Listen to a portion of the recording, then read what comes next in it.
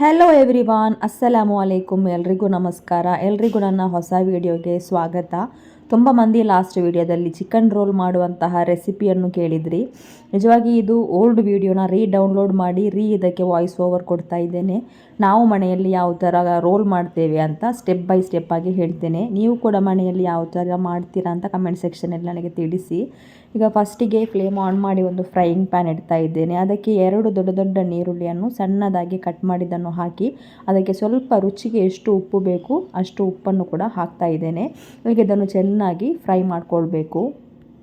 ಈಗ ಇದಕ್ಕೆ ನಾನು ಚಿಕನ್ ತೆಗಿತಾ ಇದ್ದೇನೆ. ಬಾನ್ಲೆಸ್ ಚಿಕನ್ ಒಂದು 4 ಪೀಸ್ ತೆಗಿತಾ ಇದ್ದೇನೆ. ನೀವು ಬೇಕಾದರೆ ಇದನ್ನು ಬೇಯಿಸಿ ಕೂಡ ಹಾಕ್ಬೋದು. ಬೇಯಿಸದೇ ಹಾಕಿದರೆ ತುಂಬ ನಮಗೆ ಟೇಸ್ಟ್ ಕೊಡುತ್ತೆ. ನೀವು ಕತ್ರಿಯಲ್ಲಿ ಈ ಥರ ಸಣ್ಣ ಸಣ್ಣ ಪೀಸಸ್ ಥರ ಮಾಡಬೇಕು. ಮಿಕ್ಸಿ ಜಾರಿಗೆ ಹಾಕಿದರೆ ಜಾಸ್ತಿ ಅದು ಮೆಲ್ಟ್ ಆಗುತ್ತೆ. ಹಾಗೆ ನಾನು ಕತ್ರಿಯಲ್ಲಿ ಈ ಥರ ಸಣ್ಣ ಸಣ್ಣ ಪೀಸಸ್ ಥರ ಮಾಡಿ ಆಲ್ರೆಡಿ ನಾವಿಲ್ಲಿ ಆನಿಯನ್ಸನ್ನು ಬೇಯಿಸಿಟ್ಟಿದ್ದಲ್ಲ, ಫ್ರೈ ಮಾಡಲಿಕ್ಕೆ ಇಟ್ಟಿದ್ದಲ್ಲ, ಅದಕ್ಕೆ ಹಾಕ್ತಾ ಇದ್ದೇನೆ. ಆನಂತರ ಸ್ವಲ್ಪ ಅರಶಿನ ಹುಡಿಯನ್ನು ಹಾಕಿ ಅರಶಿನ ಹುಡಿಯ ಸ್ಮೆಲ್ಲೊಮ್ಮೆ ಹೋಗುವವರೆಗೆ ಲೈಟಾಗಿ ಸಾರ್ಟ್ ಔಟ್ ಮಾಡಿ ತೆಗಿಬೇಕು.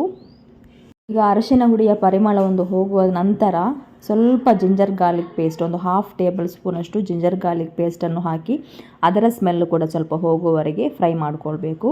ಆಮೇಲೆ ಸ್ವಲ್ಪ ಬ್ಲ್ಯಾಕ್ ಪೆಪ್ಪರ್ ಪೌಡರ್, ನಿಮಗೆ ಖಾರ ಜಾಸ್ತಿ ಬೇಕಾದರೆ ಜಾಸ್ತಿ ಹಾಕ್ಕೊಳ್ಳಿ, ಅದೆಲ್ಲ ನಿಮ್ಮ ಇಷ್ಟ.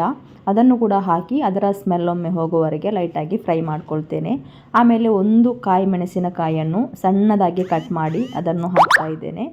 ಆಮೇಲೆ ಕ್ಯಾಬೇಜ್, ನಿಮಗೆ ಬೇಕಾದರೆ ಕ್ಯಾಬೇಜನ್ನು ಹಾಕ್ಬೋದು, ಇಲ್ಲಾಂದರೆ ಸ್ಕಿಪ್ ಕೂಡ ಮಾಡ್ಬೋದು. ಕ್ಯಾಬೇಜ್ ಹಾಕಿದರೆ ನಿಮಗೆ ಮಸಾಲ ಸ್ವಲ್ಪ ಜಾಸ್ತಿಯಾಗಿ ಸಿಗುತ್ತೆ.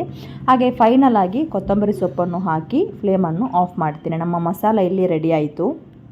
ಈಗ ದೋಸೆ ಮಾಡಲಿಕ್ಕೆ ಬೇಕಾಗುವ ಬ್ಯಾಟರನ್ನು ರೆಡಿ ಮಾಡುವ. ಇಲ್ಲಿ 1 ಕಪ್ಪಷ್ಟು ಮೈದಾ ತೆಗೆದಿದ್ದೇನೆ. ಆಲ್ ಪರ್ಪಸ್ ಫ್ಲೋರ್ ಅಂತ ಹೇಳ್ತೀವಿ ನೋಡಿ, ಅದು ತೆಗೆದಿದ್ದೇನೆ. ಸ್ವಲ್ಪ ರುಚಿಗೆ ತಕ್ಕಷ್ಟು ಉಪ್ಪನ್ನು ಕೂಡ ಹಾಕಿ ಚೆನ್ನಾಗಿ ಇದನ್ನು ಈಗ ಕಲಸಬೇಕು.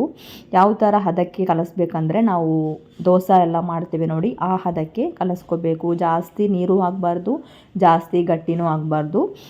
ನಾವು ದೋಸೆ ಮಾಡುವ ಹದ ಇದೆಲ್ಲ, ಮೈದಾ ದೋಸೆ ಎಲ್ಲ ಮಾಡ್ತೀವಿ, ಗೋಧಂಬಿ ದೋಸೆ ಎಲ್ಲ ಮಾಡ್ತೀವಿ ನೋಡಿ, ಆ ಹದಕ್ಕೆ ಇದ್ದರೆ ನಮ್ಮ ದೋಸೆ ತೆಳುವಾಗಿ ಬರುತ್ತೆ. ಈಗ ಇದನ್ನು ಚೆನ್ನಾಗಿ ಸ್ವಲ್ಪ ಕೂಡ ಕಟ್ಟಿ ಇಲ್ಲದೆ ಅದರದ್ದು ಬಬಲ್ಸ್ ಎಲ್ಲ ಏನು ಇರಬಾರ್ದು. ಹಾಗೆ ನಾವು ವಿಸ್ಕಲ್ಲಿ ನಾವು ಈ ಥರ ಮಾಡಿದರೆ ನಮಗೆ ಬೇಗನೆ ಅದರದ್ದು ಬ್ಯಾಟರ್ ರೆಡಿಯಾಗಿ ಸಿಗುತ್ತೆ. ನಾನು ಮುಂಚೆಲ್ಲ ವಿಸ್ಕಲ್ಲಿ ಮಾಡ್ತಾ ಇರಲಿಲ್ಲ. ಈಗ ವಿಸ್ಕಿದು ಉಪಯೋಗ ಗೊತ್ತಾದ ನಂತರ ವಿಸ್ಕ್ ಇಲ್ಲದೆ ನನ್ನಿಂದ ಇರಲಿಕ್ಕೆ ಸಾಧ್ಯ ಇಲ್ಲ, ಅಷ್ಟು ಆಗಿಬಿಟ್ಟಿದೆ. ಈಗ ವಿಸ್ಕಲ್ಲಿ ನೋಡಿ ಎಷ್ಟು ಚೆನ್ನಾಗಿ ನಮ್ಮದು ಬ್ಯಾಟರ್ ಇಲ್ಲಿ ತಯಾರಾಗಿದೆ ಅಂತ. ಈಗ ಫ್ಲೇಮ್ ಆನ್ ಮಾಡ್ತೇನೆ. ಒಂದು ತವ ಇಡ್ತೇನೆ. ತವ ಜಾಸ್ತಿ ಬಿಸಿ ಆಗಬಾರ್ದು, ಯಾವಾಗಲೂ ಲೋ ಫ್ಲೇಮಲ್ಲಿಡಿ. ಅದು ಜಾಸ್ತಿ ಬಿಸಿ ಆದರೆ ದೋಸೆ ತೆಳುವಾಗಿ ಬರಲ್ಲ. ಹಾಗೆ ಒಂದು 1/2 ಕರಂಡಿಯಷ್ಟು ಮೈದಾ ಹಿಟ್ಟನ್ನು ಇಲ್ಲಿ ಹಾಕಿ ತೆಳುವಾದಂತಹ ಸಣ್ಣ ದೋಸೆಯನ್ನು ಇಲ್ಲಿ ರೆಡಿ ಮಾಡ್ತಾ ಇದ್ದೇನೆ. ಅದು ಕೂಡ ಜಾಸ್ತಿ ಫ್ರೈ ಆಗಬೇಕಂತೇನಿಲ್ಲ, ಜಸ್ಟ್ ಅದರದ್ದು ಹಸಿ ಏನು ಇದಿರುತ್ತೆ ನೋಡಿ ಟೆಕ್ಸ್ಚರ್, ಅದು ಹೋದರೆ ಸಾಕು, ಅಷ್ಟೇ ನಮ್ಮದು ದೋಸೆ ಇಲ್ಲಿ ರೆಡಿ ಆಗುತ್ತೆ. ಅದನ್ನು ತೆಗೆದು ನಾವು ರೋಲ್ ಮಾಡಲಿಕ್ಕೆ ಸ್ಟಾರ್ಟ್ ಮಾಡ್ಕೋಬೇಕು. ನೀವು ನೋಡ್ಬೋದು ನಾನು ಯಾವ ಥರ ಮಾಡ್ತಾ ಇದ್ದೇನೆ ಅಂತ. ಇದೇ ಥರ ನೀವು ಕೂಡ ಟ್ರೈ ಮಾಡಿ, ನಿಮಗೆ ಕೂಡ ಚೆನ್ನಾಗಿ ಪರ್ಫೆಕ್ಟಾಗಿ ಬರುತ್ತೆ. ಈಗ ಸೈಡಿಗೆ ನಾನು ರೋಲಿದ್ದು ಮಸಾಲ ಹಾಕಿ ನಡುವಿನಲ್ಲಿ ಈ ಥರ ರೋಲ್ ಮಾಡಿದರೆ ನಮ್ಮದು ರೋಲ್ ಇಲ್ಲಿ ಪರ್ಫೆಕ್ಟಾಗಿ ಬಂತು. ಈಗ ಇದನ್ನು ನೀವು ಹಾಗೇ ತೆಗೆದಿಡದೆ ಇಮಿಡಿಯೇಟಾಗಿ ಮೊಟ್ಟೆಯಲ್ಲಿ ಡಿಪ್ ಮಾಡಿ ಆನಂತರ ಅದನ್ನು ಬದಿಗಿಡಿ. ಹಾಗೇ ನೀವು ಡಿಪ್ ಮಾಡದೇ ಇಟ್ಟರೆ ಅದು ಒಡೆದೋಗುವಂತಹ ಚಾನ್ಸಸ್ ಜಾಸ್ತಿ ಇರುತ್ತೆ. ನಾನು ಆ ತಪ್ಪನ್ನು ಮಾಡಿದ್ದೆ, ನೀವು ಆ ತಪ್ಪನ್ನು ಮಾಡಬೇಡಿ. ಇಮಿಡಿಯೇಟಾಗಿ ರೋಲ್ ಮಾಡಿ, ಇಮಿಡಿಯೇಟಾಗಿ ಎಗ್ಗಲ್ಲಿ ಡಿಪ್ ಮಾಡಿ, ಬ್ರೆಡ್ ಕ್ರಮ್ಸಲ್ಲಿ ಡಿಪ್ ಮಾಡಿ ಆ ನಂತರ ಸೈಡಿಗೆ ಇಟ್ಟರೆ ನಿಮ್ಮದು ದೋಸೆ ಸ್ವಲ್ಪ ಕೂಡ ಒಡೆಯದೆ ಪರ್ಫೆಕ್ಟ್ ಆದಂತಹ ರೋಲ್ ನಿಮಗೆ ಸಿಗ್ತದೆ. ಇದರ ಕೋಟಿಂಗ್ಗೋಸ್ಕರ ನಾವು ಏನಿಲ್ಲ, ಜಸ್ಟ್ ಬ್ರೆಡ್ಡನ್ನು ಕ್ರಮ್ಸ್ ಥರ ಮಾಡಿ ತೆಗಿಬೇಕು. ಒಂದು ಮಿಕ್ಸಿ ಜಾರಿಗೆ ಹಾಕಿ ಬ್ರೆಡ್ಡನ್ನು ಹಾಕಿ ಜಸ್ಟ್ ಒಂದು 2-3 ಪಲ್ಸ್ ಹಾಕಿದರೆ ನಮ್ಮ ಬ್ರೆಡ್ ಕ್ರಮ್ಸ್ ಇಲ್ಲಿ ರೆಡಿ ಆಗುತ್ತೆ. ಫಸ್ಟಿಗೆ ಒಂದು 2-3 ಮೊಟ್ಟೆಯನ್ನು ಹೊಡೆದುಕೊಂಡು ಇಟ್ಕೊಳ್ಳಿ, ಚೆನ್ನಾಗಿ ವಿಸ್ಕ್ ಮಾಡಿ. ಆನಂತರ ನಾವು ಮಾಡಿಟ್ಟಂತಹ ರೋಲನ್ನು ಅದಕ್ಕೆ ಡಿಪ್ ಮಾಡಿ ಬ್ರೆಡ್ ಕ್ರಮ್ಸಿಗೆ ಡಿಪ್ ಮಾಡಿಕೊಂಡು ನೀವು ಫ್ರೀಝರಲ್ಲಿ ಕೂಡ ಇಟ್ಟು ಎಷ್ಟು ದಿನ ಬೇಕಾದರೂ ಅದನ್ನು ಯೂಸ್ ಮಾಡ್ಬೋದು.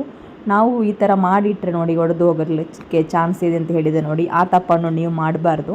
ಹೀಗೆ ಪ್ಲೇನಾಗಿ ಇಡೋದಕ್ಕಿಂತ ನೀವು ಮೊಟ್ಟೆಯಲ್ಲಿ ಡಿಪ್ ಮಾಡಿ ಬ್ರೆಡ್ ಕ್ರಮ್ಸಲ್ಲಿ ಡಿಪ್ ಮಾಡಿ ಇಟ್ಟರೆ ನಿಮ್ಮ ರೋಲ್ ಏನಿದೆ ಸ್ವಲ್ಪ ಕೂಡ ಒಡೆದು ಹೋಗಲ್ಲ. ಇದೊಂದು ಒಳ್ಳೆ ಟಿಪ್ಸ್ ಅಂತಲೇ ಹೇಳ್ಬೋದು. ನೀವು ಯಾವಾಗಲೂ ಮಾಡಿ ಇಡಬೇಕಾದ್ರೆ ಫಸ್ಟಿಗೆ ಮೊಟ್ಟೆಯಲ್ಲಿ ಡಿಪ್ ಮಾಡಿ, ಆನಂತರ ಬ್ರೆಡ್ ಕ್ರಮ್ಸಲ್ಲಿ ಇಮಿಡಿಯೇಟಾಗಿ ಡಿಪ್ ಮಾಡಿ, ಆನಂತರ ನೀವು ಅದನ್ನು ಸ್ಟೋರ್ ಮಾಡ್ಕೊಳ್ಬೋದು. ಇದನ್ನು ನೀವು 1 ತಿಂಗಳವರೆಗೆ ಕೂಡ ಇಟ್ಟು ಮಾಡಿದರೆ ಏನೂ ಆಗೋದಿಲ್ಲ. ಫ್ರೀಝರಲ್ಲಿ ಸ್ಟೋರ್ ಮಾಡಿ ಫ್ರೈ ಮಾಡೋದಕ್ಕಿಂತ ಒಂದು ಹಾಫ್ ಆನ್ ಅವರ್ 1 ಅವರ್ ಮುಂಚೆ ತೆಗೆದು ಹೊರಗೆ ಇಡಿ. ಆಮೇಲೆ ಫ್ರೈ ಮಾಡಿದರೆ ಅವತ್ತು ಮಾಡಿದಂತಹ ರೋಲ್ ಯಾವ ಥರ ಇರುತ್ತೆ ಅದೇ ಥರ ಇರುತ್ತೆ. ಈಗ 1 ಬೈ ಆಗಿ ನಾನು 1 ಬೈ 1 ಆಗಿ ಮಾಡಿ ಹೀಗೆ ಸ್ಟೋರ್ ಮಾಡಿ ಫ್ರೀಝರಲ್ಲಿ ಇಡ್ತೇನೆ. 1 ಮಂತ್ವರೆಗೂ ಯೂಸ್ ಮಾಡ್ತೇನೆ. ಡೈಲಿ ಕಿಚನಲ್ಲಿ ನಿಂತ್ಕೊಂಡು ಡೈಲಿ ಮಾಡಬೇಕನ್ನೋ ಅವಶ್ಯಕತೆಯೇ ಇರಲ್ಲ. ಬೇರೆ ಬೇರೆ ಬಾಕ್ಸ್ ಆಗಿ ಮಾಡಿ, ಒಂದು ಬಾಕ್ಸಲ್ಲಿ 10 ಬರುವ ಹಾಗೆ ಒಂದೊಂದು ಬಾಕ್ಸಿಗೆ ಹಾಕಿ ಫ್ರೀಝರಲ್ಲಿ ಸ್ಟೋರ್ ಮಾಡಿ ಇಡ್ತೇನೆ. 1 ತಿಂಗಳವರೆಗೆ ನಮಗೆ ಏನಾಗಲ್ಲ. ನೋಡಿ, ಈಗ ನಮ್ಮದು ರೋಲ್ ಇಲ್ಲಿ ರೆಡಿಯಾಗಿದೆ. ಡಿಪ್ಪೆಲ್ಲ ಮಾಡಿ ಬ್ರೆಡ್ ಕ್ರಮ್ಸ್ ಕೋಟಿಂಗ್ ಎಲ್ಲ ಆಗಿದೆ. ಈಗ ಇದನ್ನು ಆಯಿಲಲ್ಲಿ ಹಾಕಿ ಫ್ರೈ ಮಾಡುವ ಕೆಲಸ ಮಾತ್ರ ಬಾಕಿ.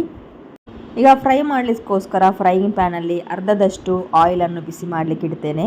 ಆಯಿಲ್ ಚೆನ್ನಾಗಿ ಬಿಸಿಯಾದ ನಂತರ 1 ಬೈ 1 ಆಗಿ ರೋಲನ್ನು ಹಾಕುವ. ಒಂದು ಸೈಡ್ ಬ್ರೌನ್ ಕಲರ್ ಆದ ನಂತರ ಇನ್ನೊಂದು ಸೈಡ್ ತಿರುಗಿಸಿ ಹಾಕಬೇಕು.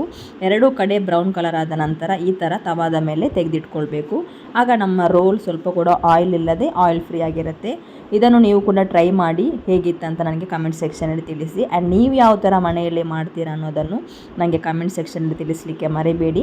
Thank you so much for watching till the end. Bye. ಅಸ್ಸಲಾಮು ಅಲೈಕುಮ್.